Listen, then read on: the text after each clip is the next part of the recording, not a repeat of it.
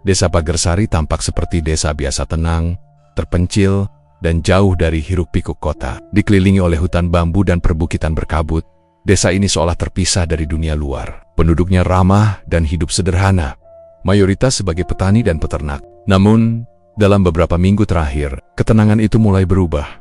Malam-malam di Pagersari kini tidak lagi sejuk dan damai. Angin yang berhembus dari hutan terasa lebih dingin, membawa bisikan aneh yang membuat bulu kuduk merinding. Suara yang biasanya meramaikan malam pun perlahan menghilang. Warga mulai merasa ada sesuatu yang tidak beres. Mereka melihat bayangan hitam berlari melintasi sawah, mencium bau anyir darah saat dini hari, dan mendengar suara decitan aneh dari balik pepohonan. Listrik di beberapa rumah seringkali padam secara tiba-tiba, padahal tidak ada pemadaman dari pusat. Anehnya, kejadian itu selalu terjadi pada malam Jumat. Lebih misterius lagi, warga mulai kehilangan hewan ternak mereka, ayam, kambing, bahkan seekor sapi. Semuanya hilang tanpa jejak, tanpa suara, tanpa bekas. Orang pertama yang mulai berbicara tentang babi ngepet adalah Mbah Wirio, sesepuh desa yang sudah berumur lebih dari 80 tahun. Suaranya parau dan tubuhnya sudah bungkuk, tapi ingatannya masih tajam. Ini bukan kejadian baru, katanya pada suatu malam, saat beberapa warga berkumpul di gardu ronda. Dulu, puluhan tahun lalu, hal serupa pernah terjadi. Si babi hitam muncul setiap malam Jumat, besar, matanya merah menyala. Tapi, itu bukan babi biasa. Itu jelmaan manusia yang menjual jiwanya demi kekayaan. Warga yang mendengar kisah itu menelan ludah. Beberapa tertawa kecil, mengira Mbah Wirio hanya mengigau karena usia tua. Tapi di balik tawa itu, jelas terlihat rasa takut di wajah mereka. Karena sesungguhnya sebagian besar dari mereka pun pernah mendengar legenda itu dari orang tua mereka dulu. Seiring berjalannya waktu, semakin banyak warga yang melapor melihat sosok aneh. Ada yang mengaku melihat makhluk mirip babi raksasa di ladang saat fajar. Ada juga yang mendengar suara langkah kaki berat di atap rumahnya saat tengah malam. Tapi begitu diperiksa, tidak ada apa-apa.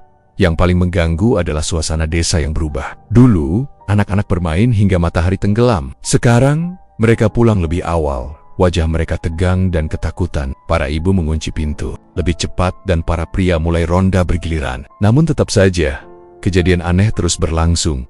Semua orang mulai bertanya-tanya, apakah ini ulah makhluk gaib? Ataukah ada seseorang dari desa mereka sendiri yang telah melakukan perjanjian kotor? Malam itu, saat bulan menggantung penuh dan langit terlihat cerah, terdengar jeritan panjang dari ujung desa. Suara perempuan, lalu sunyi. Deborah berlari ke arah suara itu, hanya untuk menemukan kandang kambing yang hancur dan jejak darah yang mengarah ke dalam hutan bambu. Di tengah keheningan, suara Mbah Wirio kembali terngiang di benak mereka. Kalau babi ngepet mulai muncul, itu artinya sudah ada tumbal yang diambil. Malam itu, seluruh desa sadar. Teror baru saja dimulai. Beberapa bulan sebelum kejadian aneh mulai terjadi di desa Pagersari, ada satu peristiwa yang sempat menarik perhatian warga. Kepulangan Pak Darto. Nama Darto bukanlah nama asing di desa itu. Ia lahir dan besar di Pagersari. Tapi lebih dari 15 tahun lalu, ia merantau ke kota. Saat itu, ia pergi dengan alasan ingin mencari pekerjaan dan peruntungan yang lebih baik. Selama bertahun-tahun, tak banyak kabar yang datang darinya. Bahkan, sebagian warga mengira ia sudah lupa dengan kampung halamannya. Namun pada suatu pagi, di hari Senin, sebuah mobil mewah berwarna hitam menggemparkan desa. Mobil itu melaju perlahan di jalanan desa yang sempit dan berbatu, menarik perhatian hampir seluruh warga. Dari dalam mobil, turun seorang pria dengan pakaian rapi, rambut tersisir licin, dan kacamata hitam di wajahnya. Saat ia membuka kacamata dan tersenyum, beberapa warga langsung mengenalinya. Itu Pak Darto! Darto pulang! Namun yang paling mengejutkan bukanlah sekadar kepulangannya, melainkan perubahan drastis dalam hidupnya. Dulu, Darto hanyalah anak petani biasa. Rumah orang tuanya pun sederhana, hampir roboh, berdinding anyaman bambu. Tapi kini, dalam hitungan hari, rumah itu dirombak total. Tukang-tukang dari luar desa didatangkan. Dan dalam waktu kurang dari 2 minggu, berdirilah rumah besar bergaya modern di atas tanah yang dulunya penuh ilalang. Warga terkagum-kagum. Rumah itu memiliki pagar tinggi lenti marmer, dan bahkan ada kolam ikan koi di depan rumah, sesuatu yang belum pernah dilihat di Pagersari sebelumnya. Yang membuat warga makin heran adalah sikap Pak Darto. Meski telah berubah secara penampilan dan harta, ia tetap bersikap ramah. Ia suka menyumbang ke musala, membagikan sembako, dan bahkan sering mentraktir anak-anak kecil di warung kopi. Banyak warga mulai memujinya. Wah, luar biasa ya Pak Darto. Enggak, lupa dah. Udah kaya, tapi masih peduli, kata Bu Siti, ibu-ibu pemilik warung. Tapi di balik semua pujian itu, ada bisik-bisik yang mulai beredar. Tak ada yang tahu pasti apa pekerjaan Pak Darto sekarang. Ketika ditanya, ia hanya menjawab singkat, cuma usaha kesil-kosilen di kota. Namun, tak pernah ada kendaraan pengangkut barang datang ke rumahnya. Tak ada aktivitas bisnis, tak ada orang kelewar masuk selain dirinya sendiri. Yang ada hanyalah keheningan. Dan yang paling aneh, Pak Darto hampir tidak pernah terlihat keluar rumah saat malam hari. Beberapa tetangga mulai memperhatikan lampu di rumahnya padam jam 6 sore. Namun anehnya, sering terdengar suara langkah kaki di dalam rumah pada tengah malam. Bahkan, ada tetangga yang mengaku melihat bayangan seseorang berdiri di halaman rumah Pak Darto. Diam saja, seperti sedang menunggu sesuatu.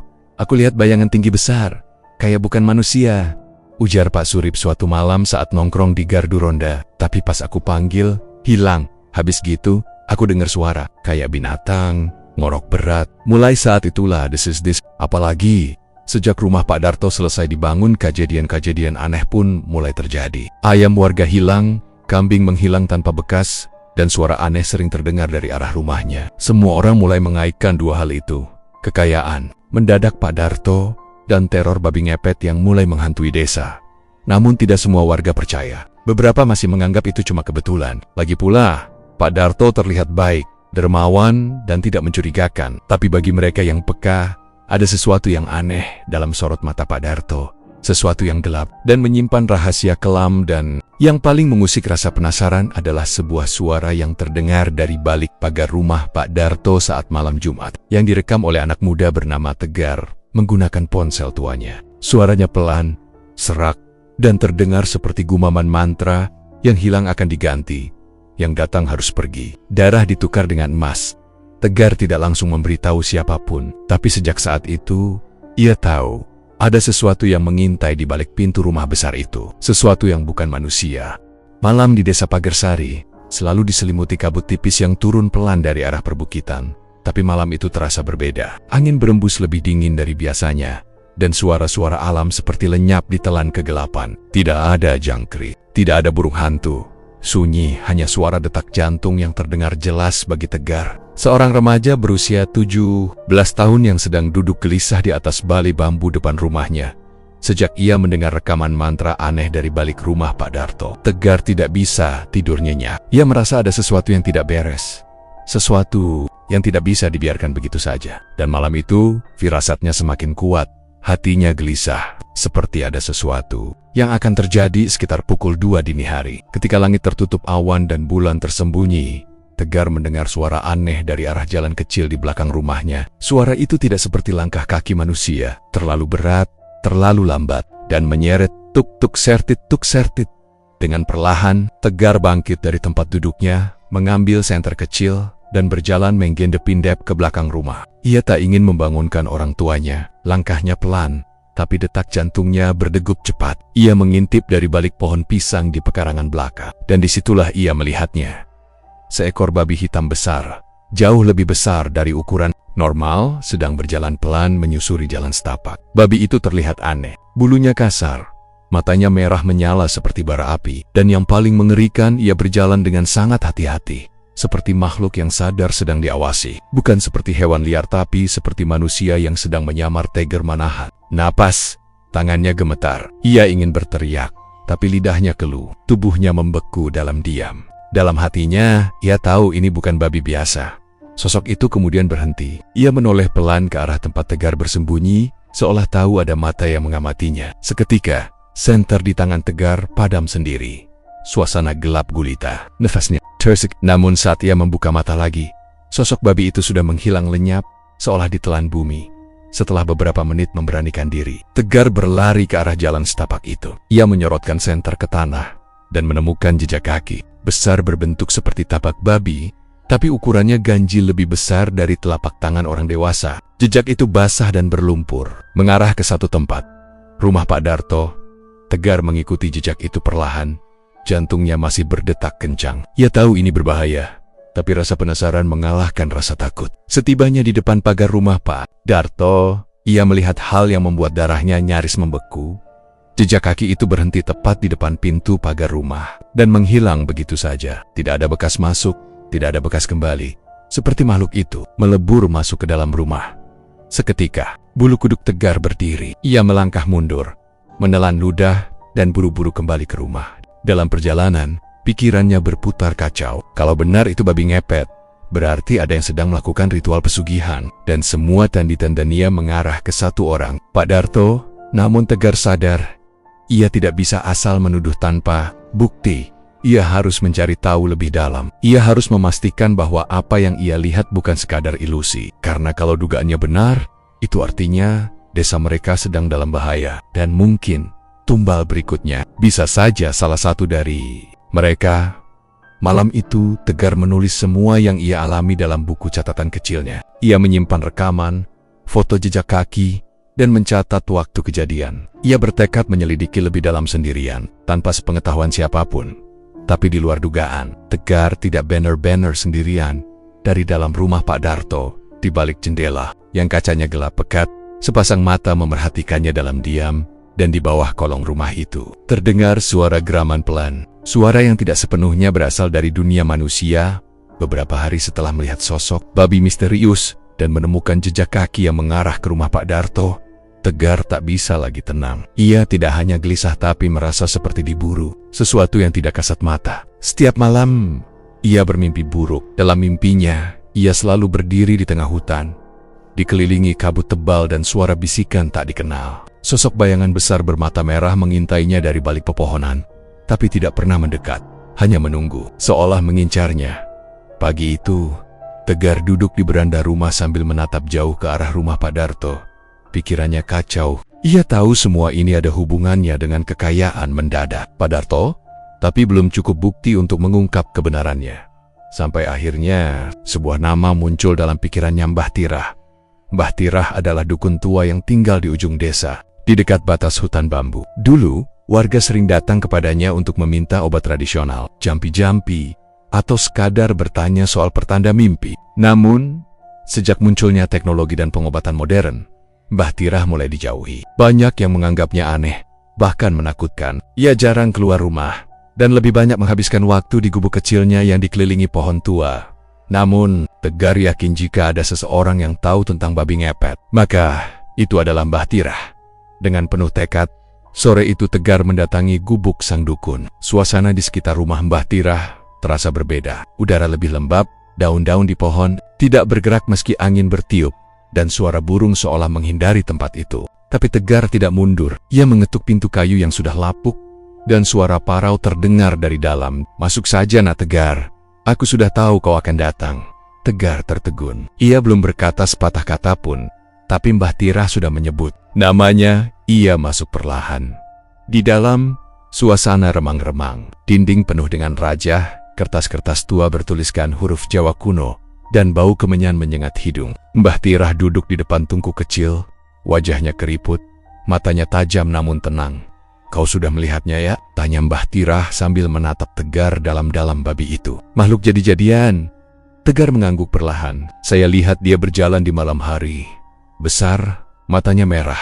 Jejaknya berhenti di depan rumah Pak Darto." Mbah Tirah menghela napas panjang. Ia kemudian mengambil sebuah bungkusan kain kuning dari bawah meja dan mengeluarkan sebuah gulungan lontar tua. Dulu, puluhan tahun yang lalu, pernah ada seorang pemuda dari desa ini yang melakukan hal yang sama. Ia ingin cepat kaya. Ia pergi ke Gunung Geni, menemui seorang dukun hitam yang dikenal sebagai Ki Jagat Lewah. Dukun itu menawarkan pesugihan babi ngepet ilmu hitam yang mengubah manusia menjadi babi jadi-jadian demi mencuri kekayaan dari orang lain. Mbah Tirah membuka gulungan itu. Di sana tergambar ritual pesugihan.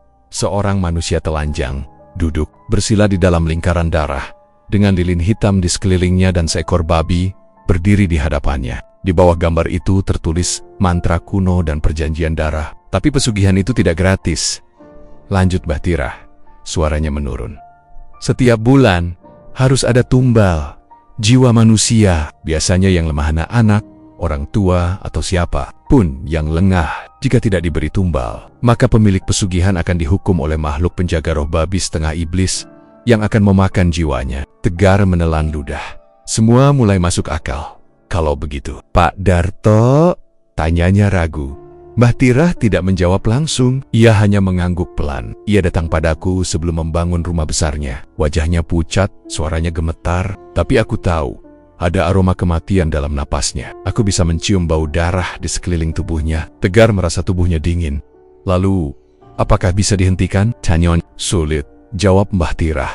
Selama jimatnya belum dihancurkan dan perjanjiannya belum dibatalkan, maka babi itu akan terus beraksi. Dan semakin lama, tumbal yang diminta akan semakin kuat nilainya, bukan lagi hewan atau orang tua, tapi anak muda yang punya cahaya hidup terang. Seperti kamu. Tegar terdiam, tubuhnya gemetar. Ia baru sadar, mungkin selama ini ia yang diincar. Ia yang akan menjadi tumbal berikutnya. Kalau kamu benar-benar ingin menghentikannya, kata Mbah Tirah, kamu harus siap menghadapi kegelapan yang tidak bisa kamu lawan dengan kekuatan, tapi dengan keberanian, akal, dan keyakinan. Tegar mengangguk pelan, meski dalam hatinya diliputi rasa takut. Ia tahu, ini bukan lagi sekadar tentang misteri. Ini adalah pertempuran antara manusia dan kekuatan hitam yang haus darah. Dan ia telah terlanjur masuk ke dalamnya. Sebelum pulang, Mbah Tirah memberinya sebuah botol kecil berisi minyak berwarna gelap. Oleskan ini di keningmu sebelum tidur, untuk melindungi pikiranmu dari gangguan gaib. Dan ingat, jangan pernah menatap mata babi itu terlalu lama. Karena begitu kau masuk ke dalam pandangannya, jiwamu bisa ditarik masuk, dan kau tak akan pernah kembali. Malam itu, langit di atas desa Pagersari tampak merah menyala. Angin berdesir kencang dari arah hutan, dan suara geraman kembali terdengar dari dalam kegelapan. Fajar belum menyingsing ketika suara tangis memecah keheningan desa Pagersari. Suara itu berasal dari rumah Buati, seorang janda penjual gorengan yang tinggal di pinggir sawah bersama anak tunggalnya, Gilang, bocah laki-laki berusia 9 tahun, yang dikenal cerdas dan ramah. Tangisan itu begitu pilu, seperti jeritan hati seorang ibu yang kehilangan separuh jiwanya. Gilang hilang. Gilang gak ada di kamar! Warga yang mendengar langsung berlarian menuju rumah Buati. Mereka menemukan sang ibu dalam kondisi panik. Bajunya kusut, rambutnya berantakan, dan matanya sembab. Ia gemetaran, sambil terus menunjuk ke arah kamar kecil di belakang rumah. Tadi malam dia tidur di sini. Masih sempat minta air putih. Tapi pas aku bangun, pintu belakang udah kebuka, dan dia nggak ada. Beberapa tetangga langsung membantu mencari. Mereka menyisir sekitar rumah, menyusuri kebun, memeriksa perit-perit, dan bahkan masuk ke sawah. Tapi hasilnya nihil, celang. Seolah lenyap begitu saja tanpa jejak. Tak ada bekas kaki, tak ada jejak darah, tak ada barang yang tertinggal. Hanya udara dingin dan sunyi yang menyelimuti pagi itu. Tegar, yang mendengar kabar itu saat sedang sarapan, langsung merasa dadanya set. Ia terdiam beberapa saat, menatap sendok di tangannya yang bergetar.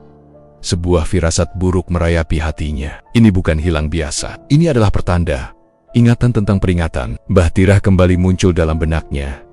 Tumbal pertama akan diambil saat malam sepi. Biasanya yang tak punya penjaga, yang paling lemah, dan tak disangka-sangka, Gilang, anak yang ceria, polos, dan tidak pernah menyakiti siapapun.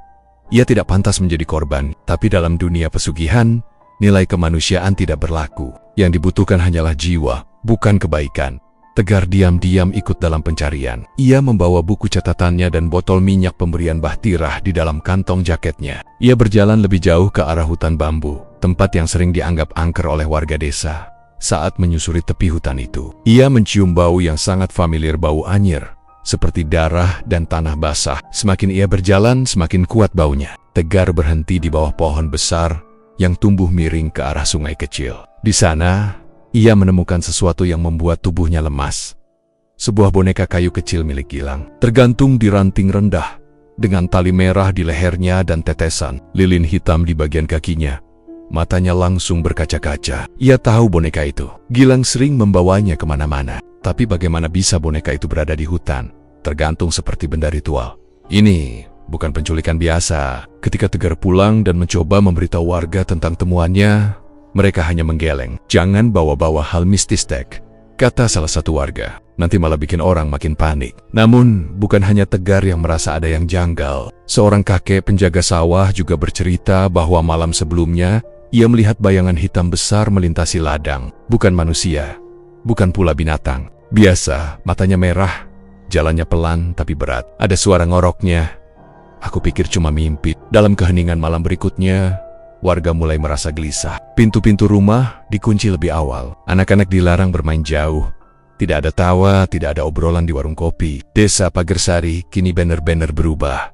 Namun, satu hal yang tidak berubah adalah rumah Pak Darto. Sejak Gilang menghilang, rumah itu justru semakin mencolok. Setiap pagi, suara musik lembut terdengar dari dalam. Mobil barunya yang sebelumnya tidak pernah keluar, kini sering terlihat melintasi jalan desa dengan perlahan, seperti sedang berkeliling memamerkan keberuntungan. Bahkan, seorang warga mengaku diberi amplop berisi uang oleh Pak Darto saat lewat depan rumahnya. Katanya sedekah, buat rezeki lancar. Ucapnya dengan bingung. Tegar hanya bisa menahan amarah dalam diam. Ia tahu, ini bukan sedekah biasa. Ini adalah imbalan darah. Yang paling menghantui Tegar adalah mimpi yang ia alami malam itu. Ia kembali berada di tengah hutan, tapi kali ini suara Gilang terdengar memanggil-manggil dari balik kabut. "Mas, tolong aku Mas Tegar." Tegar berlari ke arah suara itu, menembus kabut. Tapi setiap kali ia hampir sampai, suara itu menjauh, digantikan oleh geraman pelan dan suara langkah kaki tuk-tuk sertit. Lalu, dari balik pepohonan, muncul sosok babi raksasa, kali ini lebih dekat dari sebelumnya. Mata merahnya menatap lurus ke arahnya, dan dari mulutnya menetes darah segar. Di balik tubuhnya yang besar, terlihat bayangan kecil menyerupai anak laki-laki. Diam tanpa suara. Tegar terbangun dengan peluh dingin. Ia tidak bisa lagi mengabaikan mimpi-mimpinya. Semua ini nyata, dan yang paling menyakitkan adalah tidak ada yang percaya padanya. Namun, satu hal kini sudah jelas. Babi itu telah mengambil korban pertama, dan jika tidak dihentikan, korban berikutnya hanya tinggal menunggu waktu. Malam telah menjadi ladang pemburu, dan desa yang dulu damai, kini menjadi sarang perjanjian gelap yang menuntut nyawa. Malam Jumat Kliwon kembali datang di desa Pagersari. Malam itu terasa lebih dingin dari biasanya. Kabut turun lebih awal, menyelimuti rama-rama warga, dan menutupi jalanan desa seperti selimut tebal dari dunia lain. Anjing-anjing peliharaan menggonggong tanpa arah, seperti merasa ada yang tak kasat mata sedang mendekat. Burung hantu menjerit dari arah hutan. Suara gamelan terdengar samar dari kejauhan, padahal tidak ada orang yang sedang hajatan malam itu. Tegar duduk di dalam kamarnya. Jendela tertutup rapat, namun pikirannya terbuka lebar. Ia tidak bisa lagi berpura-pura. Sejak hilangnya Gilang, sejak mimpi-mimpinya mulai menunjukkan sosok babi berdarah, ia tahu satu hal. Pak Darto sedang melakukan sesuatu di balik dinding rumahnya. Sesuatu yang tidak bisa dilihat dengan mata biasa. Tegar teringat ucapan Mbah Tira. Jika kau ingin tahu kebenaran, perhatikan malam Jumat. Karena itulah malam di mana perjanjian diperbarui, dan roh penuntut tumbal menampakkan wujudnya. Malam itu, Tegar memantapkan hati. Ia akan mengintai rumah Pak Darto. Bukan untuk membuktikan kepada orang lain, tapi untuk dirinya sendiri. Ia ingin tahu, apakah benar yang selama ini ia curigai. Dengan senter kecil, botol minyak pelindung, dan sebuah catatan kecil, Tegar menyelinap keluar rumah saat waktu menunjukkan jam 1:07. Dini hari, jam yang dipercaya sebagai waktu paling sepi, ketika batas dunia manusia dan makhluk gaib menjadi sangat tipis. Ia berjalan pelan melewati jalan tikus, menyusuri pagar belakang rumah Pak Darto yang ditumbuhi semak lebat. Ia berjongkok di balik pohon mangga tua, tempat yang cukup strategis untuk mengintip ke dalam halaman. Dan dari balik bayang-bayang itu, Tegar melihat sesuatu yang tidak akan pernah bisa ia lupakan seumur hidupnya. Di tengah halaman rumah Pak Darto, terlihat lingkaran besar yang dibentuk dari serbuk putih garam kasar, atau mungkin kapur mistis. Di sekeliling lingkaran itu berdiri 8 buah lilin hitam, menyala tenang di tengah angin malam. Di tengah-tengah lingkaran, ada meja kayu rendah, dan di atasnya sebuah kepala kambing hitam, masih segar, darahnya menetes ke wadah tanah liat di bawahnya. Pak Darto duduk bersila di depan meja itu. Tubuhnya telanjang dada, hanya mengenakan celana hitam longgar. Di dadanya tergambar rajah dengan tinta merah, simbol kuno yang tak dipahami oleh Tegar, tapi membuat bulu kuduknya meremang. Bibir Pak Darto komat kamit, membacakan mantra dalam bahasa Jawa kuno yang terdengar lebih seperti bisikan iblis daripada doa. Singset kaulah, tumuler kawelasan, datang si wujud, pengemban kekayaan, nerima tumbal kang kapilih. Di sampingnya tergeletak jubah hitam berbulu kasar, dan sebuah topeng kayu berbentuk wajah babi dengan taring tajam. Wajah Pak Darto berubah saat membaca mantra itu. Matanya tertutup, namun tubuhnya menggigil hebat, seperti sedang kerasukan. Tiba-tiba, lilin-lilin bergetar hebat. Angin berembus kencang tanpa sebab. Daun-daun berputar di atas lingkaran ritual. Dan dari balik semak-simak di ujung halaman, seekor babi hitam besar muncul perlahan. Bukan babi biasa. Tubuhnya berlapis bulu kaku seperti kawat, matanya merah menyala, dan setiap langkah kakinya meninggalkan jejak gosong di tanah. Makhluk itu masuk ke dalam lingkaran tanpa suara, lalu duduk seperti manusia. Suasana menjadi begitu sunyi, seolah seluruh alam berhenti bergerak. Tegar menahan napas. Ia menutupi mulutnya dengan tangan, mencoba tidak panik, tapi jantungnya berdetak sangat kencang. Lalu, Pak Darto membuka mata. Matanya kosong, hitam seluruhnya, tanpa bola mata. Ia kemudian mengenakan topeng babi itu dan berdiri perlahan. Dengan gerakan seperti penari wayang, ia melangkah ke arah babi besar tersebut. Ia lalu bersujud dan mencium tanah tepat di depan makhluk itu. Setelah itu, Tegar melihat makhluk babi itu perlahan berdiri dengan dua kaki. Tubuhnya menjulang dan sekejap kemudian berubah menjadi sosok Pak Darto yang lain. Tapi versi ini lebih mengerikan. Matanya merah, kulitnya hitam, berkilat, dan senyumnya seperti iblis yang baru bangun dari tidur panjang. Dua sosok Pak Darto, satu manusia. Satu, hasil perjanjian. Aku menjelma dari tubuhmu. Kau memberiku tumbal, dan aku memberimu emas. Suara itu berat, dalam, dan bergema. Tegar gemetar. Ia tahu, ia sedang menyaksikan ritual pembaruan perjanjian pesugihan babi ngepet. Dan itu nyata, bukan legenda, bukan dongeng orang tua. Ini sedang terjadi di depan matanya. Tanpa sadar, Tegar menginjak ranting kecil. Krak, suara itu terdengar cukup keras dalam keheningan. Dua sosok di tengah lingkaran. Ritual langsung menoleh ke arah semak-semak, tempat Tegar bersembunyi. Mata mereka berkilat merah. Ada yang mengintip. Tegar langsung berlari sekuat tenaga. Ia tak peduli suara jantungnya, tak peduli nafas yang makin sesak. Yang ia tahu, ia harus pergi sebelum ia menjadi tumbal berikutnya. Dalam pelariannya, ia bisa mendengar suara langkah kaki mengejarnya. Bukan langkah manusia, tapi langkah berat, berlumpur dan menggeram seperti binatang. Malam itu, Tegar lari tanpa menoleh, sampai kakinya terasa mati rasa. Dan saat ia akhirnya sampai di depan rumahnya, ia baru sadar pintu rumahnya terbuka, padahal sebelumnya terkunci. Di ambang pintu, ibunya berdiri dengan wajah pucat dan mata yang kosong. "Kamu lihat sesuatu, ya?" bisik sang ibu. "Cepat masuk, Tek, sebelum mereka datang lagi." Tegar terdiam. Ia sadar, malam ini bukan hanya dirinya yang berubah, tapi seluruh hidupnya. Ia telah membuka pintu ke dunia gelap yang sudah lama tersembunyi di balik desa mereka. Dan sejak saat itu, tidak ada malam Jumat yang terasa aman lagi. Sejak malam Tegar menyaksikan ritual pesugihan yang dilakukan oleh Pak Darto, desa Pagersari tak lagi sama. Seolah-olah hawa hitam dari dalam rumah besar itu mulai merambat ke setiap sudut desa, menyusup diam-diam lewat tiupan angin, menyulik ke balik genteng, dan bersemayam di balik bayangan setiap rumah yang tertutup rapat menjelang malam. Para warga, meski belum tahu apa yang sebenarnya terjadi, bisa merasakan bahwa sesuatu yang jahat sedang berkuasa. Mereka tak lagi percaya bahwa hilangnya Gilang adalah kasus biasa, tapi mereka juga terlalu takut untuk menyuarakan kecurigaan. Karena di Pagersari, ada satu hal yang diwariskan secara turun-temurun. Kalau kau melihat sesuatu yang tidak seharusnya dilihat, maka lebih baik diam. Namun tidak semua bisa diam. Teror sudah terlalu nyata.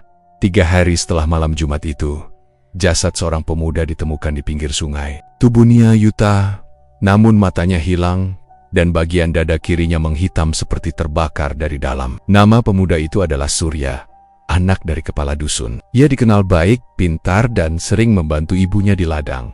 Namun, yang membuat semua orang bergidik ngeri bukan hanya kondisi tubuhnya, melainkan posisi tubuh Surya saat ditemukan. Ia terbaring telentang dengan tangan di atas dada, dan ujung jari telunjuknya menunjuk lurus ke arah rumah Pak Darto. Warga mulai bisik-bisik. Rasa takut perlahan berubah menjadi kecurigaan. Tapi Pak Darto, seperti biasa, hanya tersenyum ketika ditanya-tanya. "Saya turut berduka cita," katanya lembut. "Semoga diterima di sisi Tuhan." Dan anehnya, esok harinya truk besar datang ke rumah Pak Darto. Bukan membawa barang, tapi mengangkut kayu jati dan batu alam. Dalam beberapa hari, taman belakang rumahnya berubah jadi kolam ikan besar dengan pancuran air. Semua orang tahu, proyek semacam itu tidak murah. Warga mulai menunjukkan perubahan perilaku. Anak-anak tak lagi bermain di luar rumah. Ibu-ibu menjemur pakaian di dalam rumah. Lelaki dewasa yang biasanya duduk di gardu ronda setiap malam, kini memilih menjaga keluarga di dalam rumah sambil menggenggam tasbih atau jimat warisan leluhur. Bahkan, masjid desa yang biasanya ramai saat maghrib mulai sepi. Orang-orang takut keluar setelah gelap karena mereka tahu malam adalah waktunya makhluk itu berkeliaran. Setiap malam Jumat, saya dengar suara garukan di dinding, ujar Pak Roji, tetangga dekat rumah Pak Darto, seperti cakar binatang. Tapi berat. Lalu saya cium bau amis. Anak ayam saya hilang pagi harinya. Laporan serupa datang dari berbagai sudut desa. Ayam-ayam lenyap, kambing mati mendadak. Bahkan seorang bayi menangis tanpa henti setiap malam, padahal tidak sakit. Ketika dipanggilkan dukun bayi, ia berkata lirih, "Ada bayangan babi duduk di atas atap rumahmu. Setiap malam, menunggu waktu." Di tengah semua kekacauan itu, Tegar merasa semakin terperangkap. Ia menyimpan semua catatan, gambar, dan mimpi-mimpinya dalam buku tua yang kini disembunyikan di balik lemari. Tapi setiap malam, ia merasa seperti diawasi. Ada bisikan di kamarnya. Angin yang masuk lewat celah jendela membawa suara samar. "Kau tahu terlalu banyak." Ia pernah mencoba menceritakan semuanya pada ketua RT, Pak Darmo. Tapi baru 2 hari. Setelah itu, Pak Darmo mengalami kecelakaan, jatuh dari tangga dan patah kaki. Aneh, karena rumahnya hanya 1 lantai. "Saya seperti didorong, tapi nggak ada siopa-siopa di belakang," ujar Pak Darmo dengan suara gemetar dari atas ranjang. Tegar sadar, setiap orang yang mencoba ikut campur akan mendapat peringatan. Malam itu, Tegar kembali mengunjungi Mbah Tirah. Ia sudah tidak sanggup menyimpan semuanya sendiri. "Mbah, teror ini makin parah. Saya takut. Takut kalau saya tumbal selanjutnya." Mbah Tirah menatapnya dengan mata yang berat dan penuh luka masa lalu. "Kamu belum jadi tumbal, nak. Tapi kamu sudah ada dalam daftar. Dan waktu kamu tidak banyak." Tegar menunduk. Ia tahu, tinggal menghitung malam sebelum mereka datang. Dalam rasa takut yang memuncak, beberapa warga mulai membentuk ronda malam khusus. Hanya beranggotakan para lelaki muda yang berani. Mereka menyebutnya tim penjaga dusun. Setiap malam Jumat, mereka berkeliling dengan senter dan pentungan. Tapi hasilnya selalu sama, tidak melihat siapa-siapa. Sampai suatu malam, salah satu anggota tim ronda Giman ditemukan tak sadarkan diri di belakang rumah Pak Darto dengan luka cakaran panjang di punggungnya dan busa di mulutnya. Giman selamat. Tapi setelah kejadian itu, ia tak pernah bicara lagi, hanya duduk diam menatap dinding sambil bergumam pelan, "Merah, mata itu makan aku." Ketika teror makin merajalela, warga mulai menyadari satu hal yang dulu mereka tolak. Semua ini bermula sejak Pak Darto pulang. Dan Pak Darto, ia tetap tenang, seolah tak terganggu. Ia bahkan mulai memakai baju yang lebih mencolok, seperti tak menyembunyikan kekayaannya lagi. Seakan sedang menunjukkan, "Kalian takut, tapi aku aman, karena aku yang memegang perjanjian." Rumahnya kini tak hanya megah, tapi juga gelap, dingin dan angkuh, seperti istana milik iblis. Tegar kini berdiri di persimpangan. Ia tahu kebenarannya. Ia punya semua catatan, tapi untuk membongkar semuanya, ia harus menghadapi kemungkinan terburuk, menjadi tumbal berikutnya. Tapi kalau aku diam, akan ada korban lagi. Dan mungkin yang berikutnya adalah orang yang aku sayang. Malam Jumat berikutnya tinggal 3 hari lagi. Dan Tegar tahu, ia harus bertindak. Entah menghancurkan jimat itu, atau dikorbankan dalam ritual selanjutnya. Ketika sebuah desa sudah terlalu lama dikuasai oleh ketakutan, akan ada satu titik di mana rasa takut itu berubah menjadi kemarahan. Dan malam itu tepat seminggu setelah jasad Surya ditemukan di pinggir sungai desa Pagersari, mencapai titik itu. Bukan lagi bisik-bisik, bukan lagi kecurigaan diam-diam, tapi amarah yang terbakar di dada setiap warga. Dan keberanian yang tumbuh dari kehilangan demi kehilangan yang mereka alami. Malam Senin, balai desa yang biasanya sepi, mendadak penuh sesak. Para lelaki duduk melingkar. Wajah mereka serius, tegang, namun penuh tekad. Beberapa membawa parang, ada yang menenteng bambu runcing, dan sebagian menggenggam salib atau jimat. "Kita tidak bisa terus diam," kata Pak Danu, petani tua yang biasanya tak pernah terlibat urusan desa. "Sudah 2 orang meninggal. Dan sekarang Giman gila. Apa kita nunggu anak kita yang jadi korban berikutnya?" Semua orang mengangguk. Mata mereka tertuju ke satu nama yang sejak tadi tidak disebut. Tapi semua tahu. "Pak Darto, apa kalian yakin ini ulah dia?" Tanya kepala dusun dengan suara berat. "Apa kalian siap jika ternyata kita berhadapan dengan sesuatu yang tidak bisa dilawan dengan parang?" Hening sesak. Lalu seorang pemuda berdiri bayu, Kakak Gilang, saya kehilangan adik saya, tapi saya lebih takut kehilangan nyawa orang-orang tak bersalah lainnya. Kalau kita tidak bertindak sekarang, kita akan kehilangan desa ini. Keputusan pun diambil. Malam Jumat depan, mereka akan menggerebek rumah Pak Darto. Namun, mereka tahu, ini bukan hanya soal menggerebek rumah seseorang. Ini adalah perang melawan kekuatan gaib yang telah mencengkeram desa mereka dari dalam. Maka mereka sepakat untuk memanggil bantuan keesokan harinya. Bayu dan beberapa warga naik motor ke desa seberang, mendatangi sosok yang hanya dikenal lewat cerita Mbah Sontani, seorang sesepuh yang konon pernah menghentikan pesugihan buaya putih di era tahun 80-an. Rumah Mbah Sontani terletak di kaki bukit, tersembunyi di balik pohon beringin tua. Suasana rumahnya terasa seperti waktu berhenti. Tidak ada listrik, hanya pelita dan aroma dupa yang mengambang di udara. Mbah Sontani meski sudah sangat tua, matanya tajam seperti menembus pikiran siapapun yang menatapnya. Kalian datang karena pesugihan babi ya? Ujarnya bahkan sebelum mereka bicara. Saya sudah mencium baunya dari jauh. Bau darah dan tumbal. Bayu mengangguk.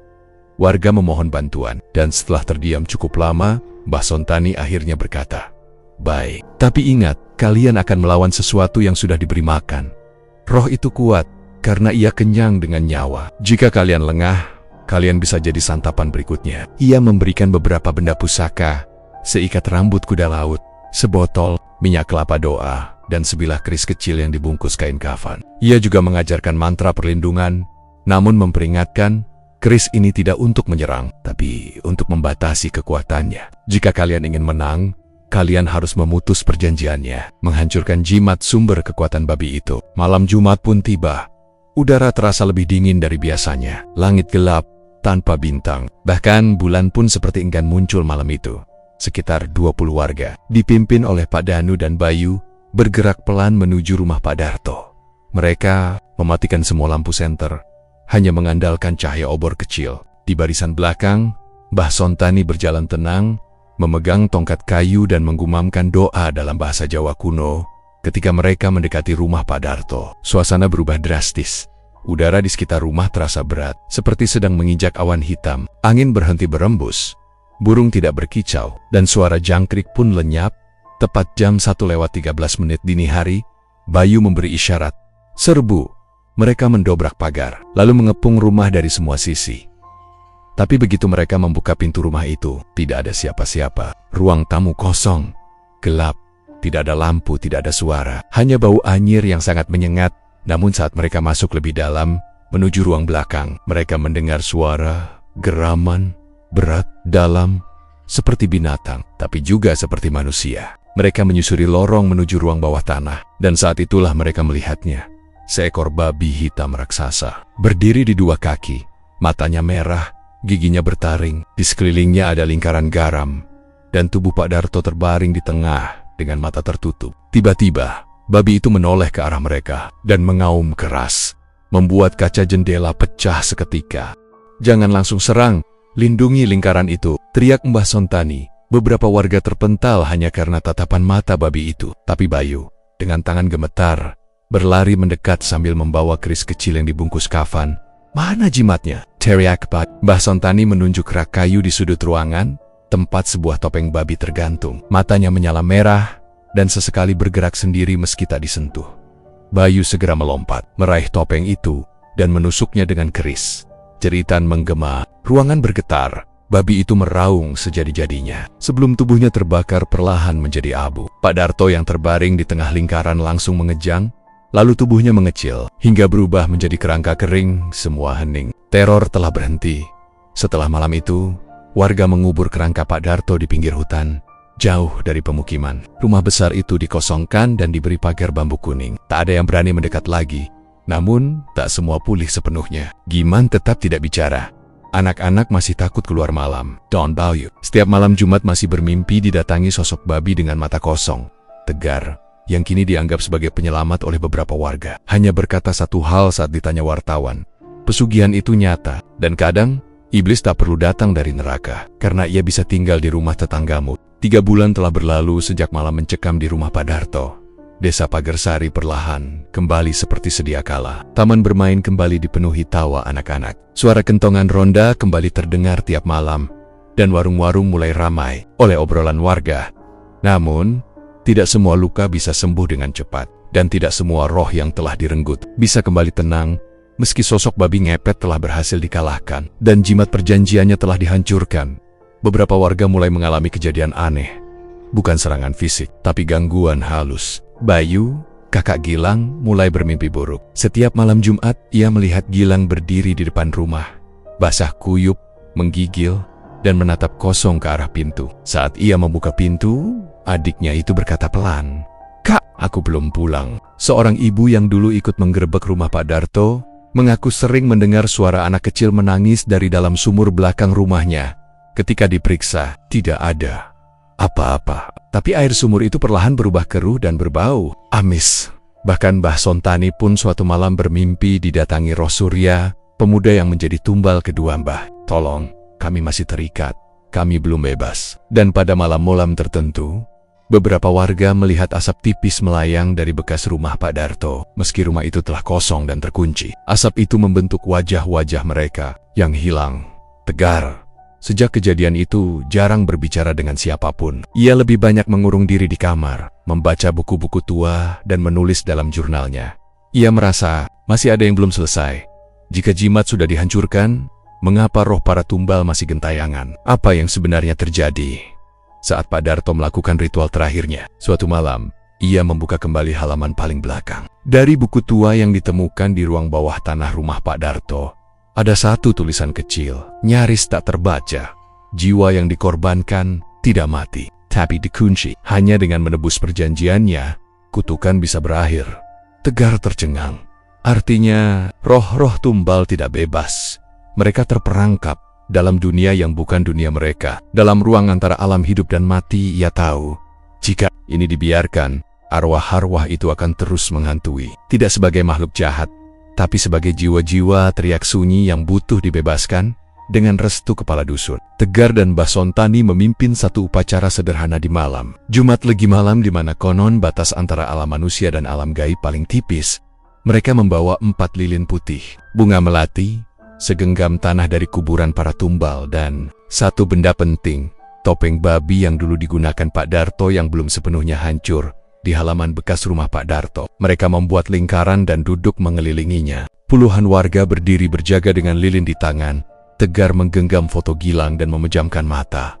"Kami memanggil kalian, jiwa-jiwa yang telah dijadikan tumbal. Kami datang bukan untuk melawan, tapi untuk meminta maaf dan untuk membebaskan kalian dari perjanjian iblis yang bukan pilihan kalian." Saat mantra selesai dibacakan, angin kencang berhembus, api lilin bergetar. Topeng babi di tengah lingkaran mendadak terbakar sendiri, padahal tak ada satupun yang menyentuhnya. Dari tengah kobaran api, muncul suara tangisan, tapi bukan tangisan menyedihkan. Tangisan itu seperti lega, bebas, dan perlahan angin berhenti, dan udara terasa hangat. Malam itu Bayu bermimpi bertemu Gilang. Tapi kali ini, adiknya tersenyum. Ia duduk di bawah pohon besar, mengenakan baju bersih, dan berkata, "Terima kasih, Kak. Sekarang aku bisa pulang." Bayu terbangun dengan air mata di pipi. Ia tersenyum kecil. Untuk pertama kalinya sejak tragedi itu, ia merasa adiknya benar-benar telah pergi dengan tenang. Meski semua telah selesai, rumah Pak Darto tetap dibiarkan kosong. Bukan karena takut, tapi sebagai pengingat. Di pagar bambu kuningnya ditancapkan papan kayu bertuliskan, "Jangan pernah menggadaikan nyawa demi harta yang bisa hilang kapan saja." Warga sepakat, rumah itu tidak akan pernah dibongkar, tidak akan dijual, tidak akan ditempati. Biarkan menjadi saksi bahwa pernah ada seseorang yang menandatangani perjanjian kotor dan harus membayar dengan nyawa orang lain. Tegar kemudian menulis semua pengalamannya dalam sebuah buku. Buku itu tidak ia terbitkan. Ia hanya meletakkannya di perpustakaan kecil sekolah desa dengan sampul hitam polos dan judul sederhana di balik. Di halaman terakhir, ia menulis satu kalimat, "Pesugihan tidak pernah memberi. Ia hanya meminjam dan akan menagih lebih dari yang kau kira." Dan sejak hari itu, setiap malam Jumat Legi, aroma melati samar masih tercium dari arah rumah kosong itu. Tapi tak ada lagi jeritan, tak ada lagi geraman, hanya sunyi. Sunyi dari jiwa-jiwa yang akhirnya pulang. Kisah teror babi ngepet membawa kita menyusuri lorong gelap dunia pesugihan, di mana keserakahan manusia bersentuhan langsung dengan kekuatan gaib yang penuh teror. Dari awal kemunculan babi ngepet yang misterius hingga pengorbanan-pengorbanan mengerikan yang terjadi di desa, semua memperlihatkan bahwa kekayaan yang diperoleh secara instan tidak pernah datang tanpa harga yang mahal. Di balik sesajen, kabut, dan malam yang mencekam, terungkap bahwa kekuatan hitam yang ditumbalkan akan selalu menuntut balas. Tidak ada perjanjian gaib yang tidak memiliki konsekuensi. Kisah ini adalah peringatan bahwa jalan singkat menuju kekayaan bisa menjadi lorong menuju kehancuran. Jika kamu suka cerita horor penuh ketegangan, kisah mistis, dan legenda urban yang dibalut nuansa lokal Indonesia, jangan lupa untuk subscribe channel kami. Di balik perjanjian, kami hadirkan cerita-cerita dari sudut gelap kehidupan, pesugihan, arwah penasaran, hingga rahasia yang tak pernah terungkap dari balik dunia gaib. Aktifkan notifikasi agar kamu tidak ketinggalan episode terbaru setiap minggunya. Like jika kamu suka ceritanya, dan tulis di kolom komentar pengalaman horormu sendiri. Ingat, setiap perjanjian selalu ada harga yang harus dibayar. Sampai jumpa di kisah horor berikutnya.